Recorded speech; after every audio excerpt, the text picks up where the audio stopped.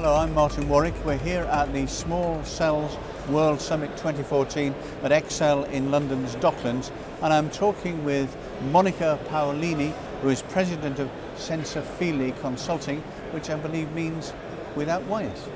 Monica, what's the business case for carrier Wi-Fi? Lots of people say there isn't one. Well, carrier Wi-Fi, it's an interesting extension of Wi-Fi as a technology. Wi-Fi has been incredibly successful for all sorts of applications that were not planned where the technology was developed. It turns out that when you have an issue with capacity, you want to increase capacity, and you have limited resources in terms of spectrum, you have Wi-Fi, and that's a technology that you can leverage, and it makes sense, especially because you have small cells. So I think we are in a situation where both small cells and Wi-Fi reinforce each other. So at the very beginning, the question I was asked all the time is that, do you do Wi-Fi or do you do small cells? And the question is that the two together make much more sense in terms of business case, in terms of capacity, because they address a different need.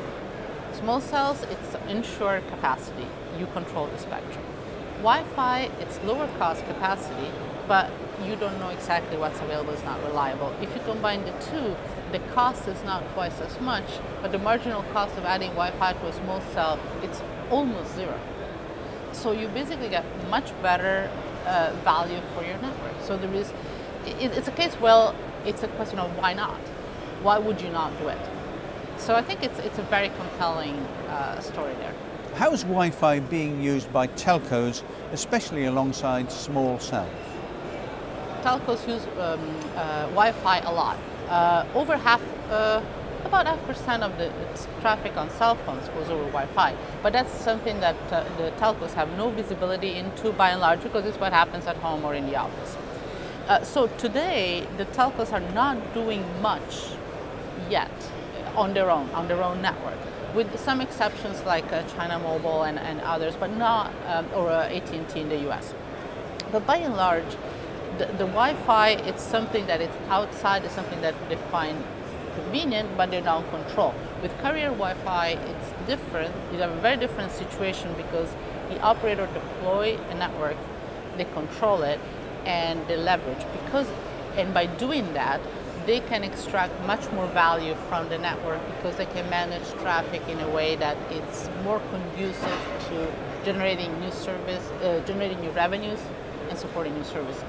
So it's a changing game, but it's something that is not quite there yet in scale.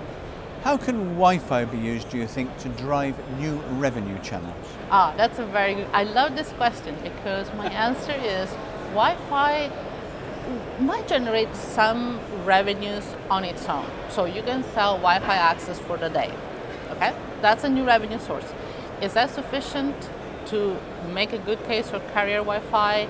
I would say no, in terms of the overall market. It might make sense for cable operators and ISPs, so that they basically build a network and it's a wholesale, or, fair enough. But for a mobile operator, that is not the end game. That's not a major source of revenue. So you say, well, so what's the point of doing it? Well, the question is not so much direct revenue generation.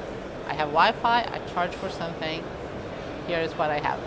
But it's the fact that by having Wi-Fi, you reduce the capacity demand on the rest of your network.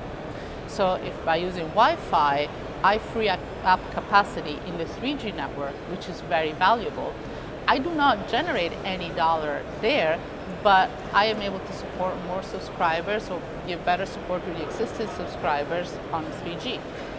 It's an indirect revenue generation, and that's in a way more valuable because you already have the subscribers, or you try to get more subscribers. So I think it's important to keep that in mind.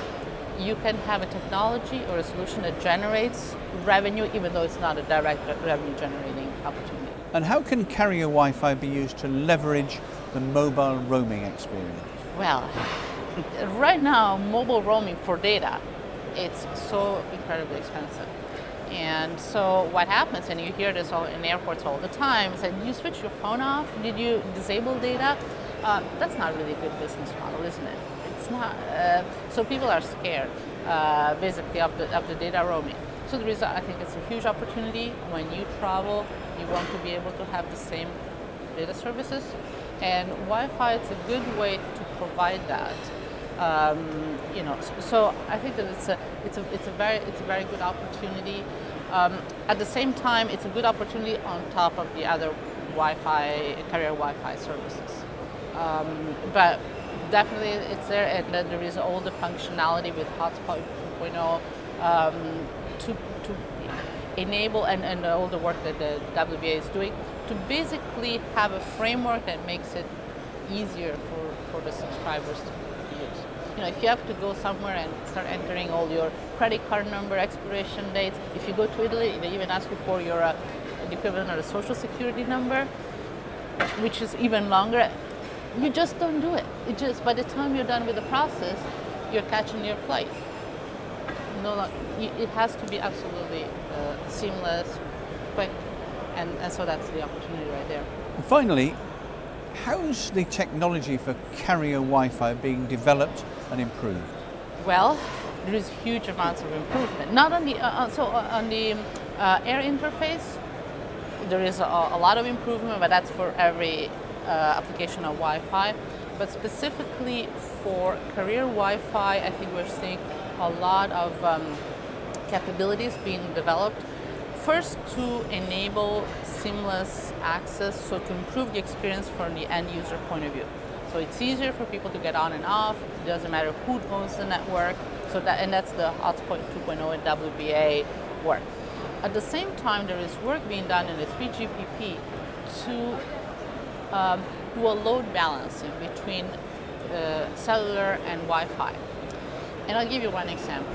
If you have an operator that says, has as a policy that wherever you go on, you switch on your phone. If there is Wi-Fi, you go on to Wi-Fi. Every phone has Wi-Fi. Let's say everybody goes to the same Starbucks and everybody goes on to Wi-Fi. What happens is that Wi-Fi gets overloaded and 4G is empty. That's not a good strategy. So you need to be a little bit more sophisticated in terms of who you want to put on which network at which time, depending on the network conditions. So there is a lot of work that can be done there to really maximize the access that you have. And this is all work in progress, and I think it's very interesting. Great stuff. Monica Paolini, thank you. Thank you. It was a pleasure talking to you.